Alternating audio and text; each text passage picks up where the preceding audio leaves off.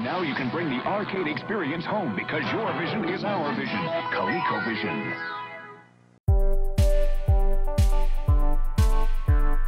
You are the player, because your vision is our vision. The player.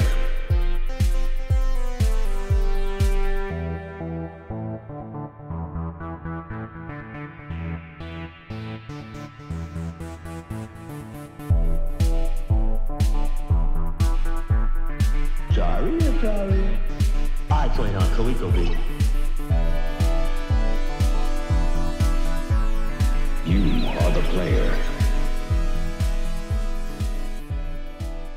The ColecoVision Flashback. One of its major downfalls is this crazy little controller here. I hate this little nubby joystick on this thing.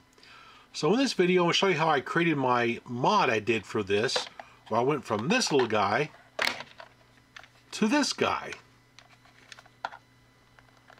Real easy mod to do. You get all the pieces you need to do this at a Lowe's hardware store, a hobby store, stuff like that. So we'll show you how I made this. So here's everything we need.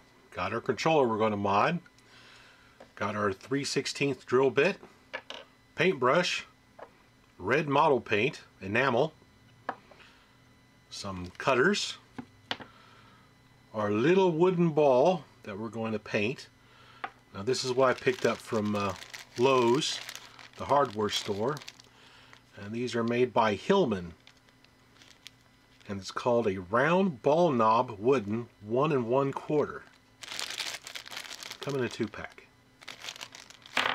And of course we need some glue.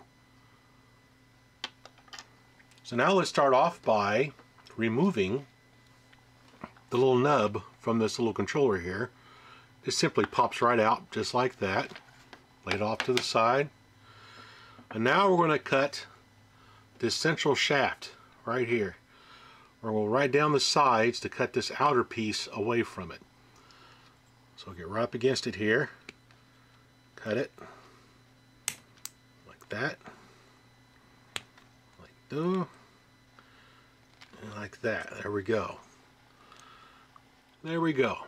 I've cut the central shaft out of the little nub. So next I'm going to do is I'll take the wooden ball here. I'm going to drill this hole out just a little bit larger so I can push this shaft up inside and glue it. So we'll do that next. And there we go. I had to enlarge the hole just a little bit, make this a press fit to push the shaft down inside. So we'll do a little quick test fitting here. Oh yeah, that's perfect.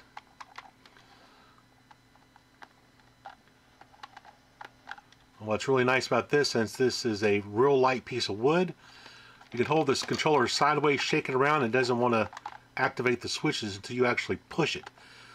If you get like a regular plastic ball knob put on here, sometimes it weighs a little bit too much and it'll actually flop to one side. However, it doesn't have that problem with this light little wooden ball on here. So now all that's left is we need to paint this thing.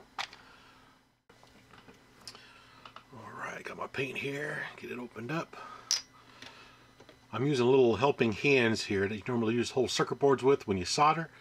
Comes in handy to hold this little thing up out of the way to make painting a little bit easier. You just want to take your time with this. Don't glop it on there because it'll make runs. It won't look as smooth. Now when this dries, it'll be a nice hard enamel shell. It'll take a couple coats of paint to make it look halfway decent. But basically just take your time, get some good coverage on there, wait till it dries and then apply a second coat. And there we go, it's all painted up. It's got 2 coats of paint on it, nice and shiny. So we'll put it back into the controller. Well, now it's had time to cure and dry. Oh, thanks, Snarfle.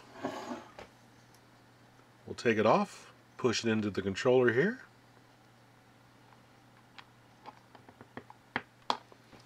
And there we go. Awesome. Thanks for watching. You are the player. Because your vision is our vision. The player.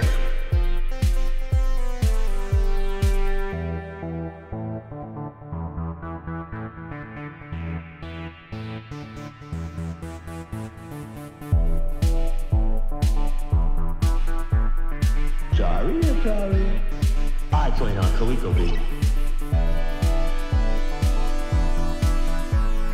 You are the player.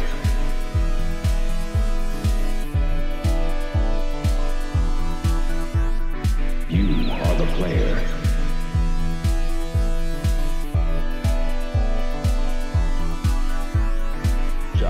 Sorry.